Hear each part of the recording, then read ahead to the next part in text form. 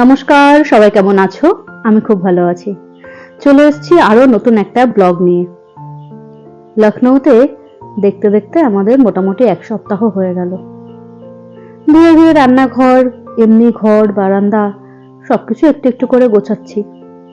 বুঝতেই পারো, একা হাতে সংসার প্লাস এই ঘর গোছানো বিশাল একটা হেডেক।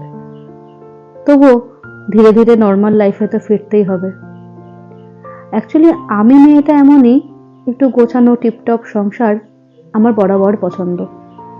সাজানো গোছানো ঘর না হলে, নিজের মন মতো যদি না হয়, আমার সেই ঘরে থাকতে বড্ড বিরক্ত লাগে। ঘুম আসা তো দূরের কথা, বসে থাকতেও বিরক্ত লাগে।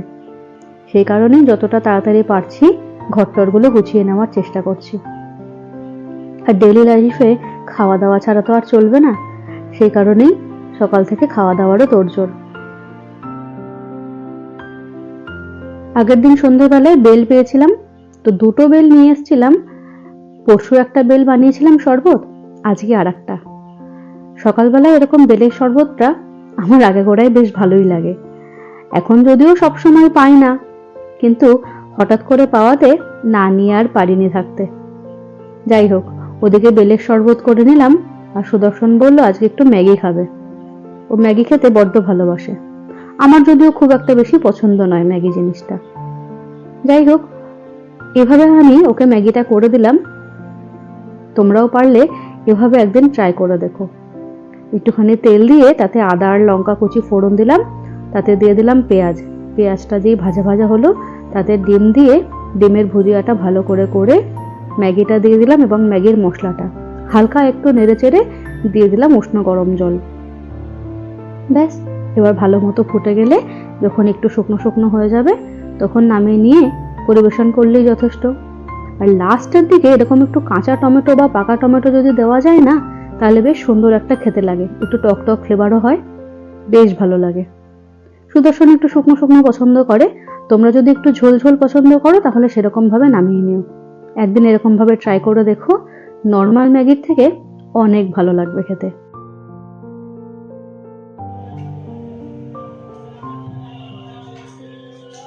ভালো আছে? ভালো হয়েছে। লেবুটা দিতে বেশ ভালো হয়েছে, ভালো গন্ধ। গন্ধরাজ লেবু যদি পেতাম, ওই গন্ধরাজ লেবুর পাতা দিলে আরও ভালো লাগে। বাড়িতে তো গন্ধরাজ লেবুর গাছ ছিল, বাড়িতে যখন বানাতাম গন্ধরাজ লেবুর পাতা একটু ভালো করে চটকে দিলে দারুণ গন্ধ হয়।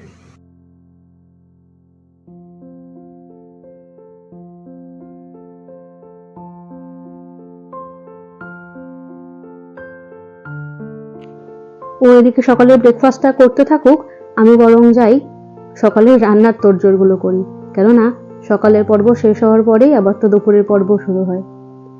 আজকে বানাবো সজনে ডাঁটার এই চচ্চড়িটা। খেতে কিন্তু বেশ ভালো লাগে। একদম লিকলিকে সরু যে সজনে ডাঁটাগুলো, সেগুলোকে এরকম ভাবে কেটে কড়াইতে একটুখানি কালো জিরে আর কাঁচা লঙ্কা ফোড়ন দিয়েছি, আর তারপরে দিয়ে দিয়েছি আলুগুলো। আলুগুলো আগে থেকে ভেজে টেজে নিয়ে তার মধ্যে সজনে ডাঁটা দিয়ে দিয়েছি। ও ভালো কথা, আগে থেকে কিন্তু একটু বড়িও ভেজে রাখতে হবে। সজনে ডাঁটা আর আলুগুলো একটুখানি ভালো করে নাড়াচাড়া করে দিয়ে দিয়েছি একটু টমেটো পেস্ট। ব্যাস, ভালো করে কষিয়ে একটুখানি নুন হলুদ দিয়ে লাস্টে এই বড়িগুলো দিয়ে এবার ঢাকা দিয়ে দিয়ে রান্না করতে হবে। একদিন বাড়িতে ট্রাই করে দেখো, বেশ ভালো লাগবে। ওই একঘেয়েমি সজনে ডাঁটা খাওয়ার থেকে এটা কিন্তু একটু অন্যরকম।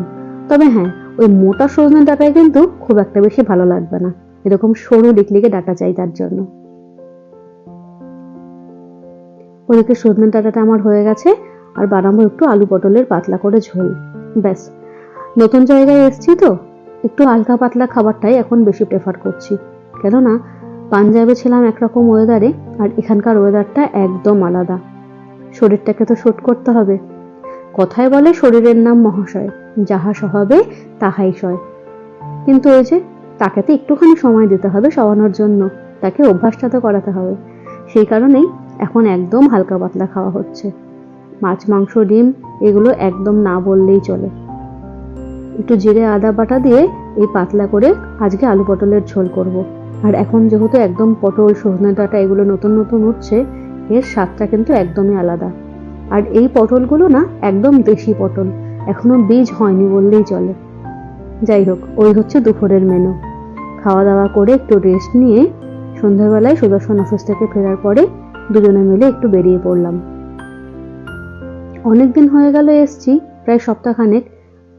এই লখনৌ শহরটা এখনো পর্যন্ত কোনো রকম ভাবেই এক্সপ্লোর করা হয়নি। ও আজকে একটু তাড়াতাড়ি চলে আসলো, আসার পরে বলল চলো তোমাকে একটু ঘুরিয়ে নিয়ে আসি। ঘরে থেকে আর সংসারের কাজ করে করে মাথা ব্রেন সবকিছু যেন একদম অকেজো হয়ে যাবে, একটু ঘুরে আসলে মনটাও ভালো লাগবে। প্রথমে আমরা যে বাড়িটায় ছিলাম সেই বাড়ির আশেপাশের পরিবেশ আর এখানকার আশেপাশের পরিবেশ একেবারে আলাদা। মানে বলা যায় এদো গ্রাম থেকে একদম প্রপার শহর। চলতে চলতে চোখে পড়লো গোমতী নদী। গোমতী নদীর ব্রিজের ধারে বাইকটাকে দাঁড় করিয়ে দুজনে মিলে বেশ খানিকক্ষণ নদীর ধারে গল্প করলাম।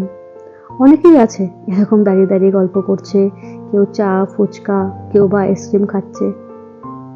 এই দেখো নদী, আর ওই যে পাশে পার্কটা দেখছো ওটা হচ্ছে আম্বেদকর পার্ক।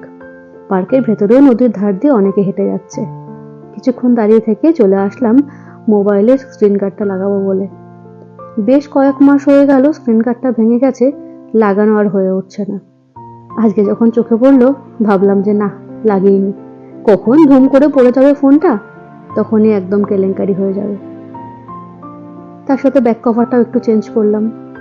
ফোনটাকে একটু নতুন করে সাজালে মনে হয় যেন ফোনটা অনেকটা নতুন নতুন হয়ে গেছে।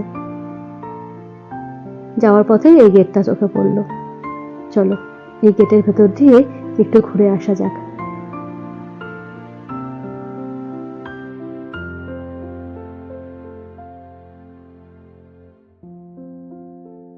প্রথম প্রথম আসার পর যেরকম অভিজ্ঞতা হয়েছিল, মাথার মধ্যে একটা জিনিসই ঘুরছিল, এই নাকি উত্তরপ্রদেশের রাজধানী লখনৌ সিটি। অনেক কিছু ভাবছিলাম, কিন্তু এদো গ্রাম।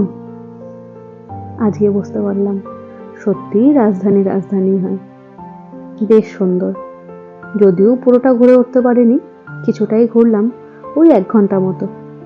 তাতে করেই যা দেখলাম আমার তো বেশ ভালো লাগলো। এখানে প্রচুর মল, শপিং মল, এমনকি অনেক ধরনের পার্কও কিন্তু আছে। ওই যে দূরে দেখতে পাচ্ছ ওটাও আর একটা পার্ক।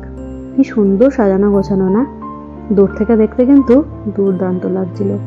কতটা ক্যামেরা বন্দি হয়েছে বা তোমরা বুঝতে পারছো জানি না, সামনে থেকে কিন্তু বেশ সুন্দর। হঠাৎ করে দেখেই ওই দূর থেকে দেখা অক্ষরধামের মতো লাগলো।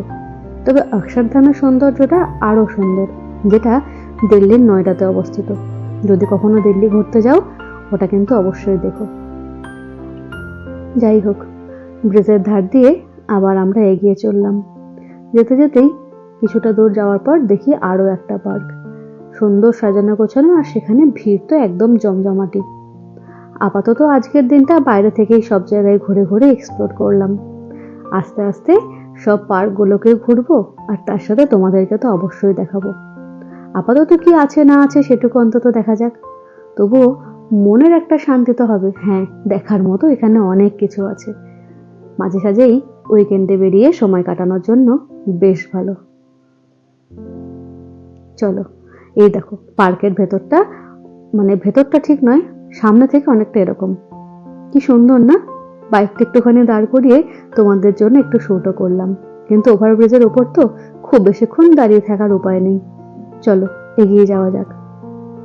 তো আমার এই ছোট ভিডিওটা কেমন লাগলো অবশ্যই কিন্তু কমেন্ট করে জানিও। যদি ভালো লেগে থাকে একটা লাইক করো, আর যারা নতুন আমার চ্যানেলটা দেখছো অবশ্যই চ্যানেলটা সাবস্ক্রাইব করে আমার পাশে থেকো। সবাই ভালো থেকো, সুস্থ থেকো, নিজের এবং পরিবারের খেয়াল রেখো। আর এই গরমে অবশ্যই প্রচুর প্রচুর জল খাও, ফল খাও, এবং যতটা সম্ভব হালকা পাতলা খাবার খাও, এবং একদম ঢিলা ঢালা হালকা পোশাক পরো, যাতে করে শরীরটা অন্তত সুস্থ থাকে। তো চলো আজকের মতো ভিডিওটা এখানেই শেষ করছি।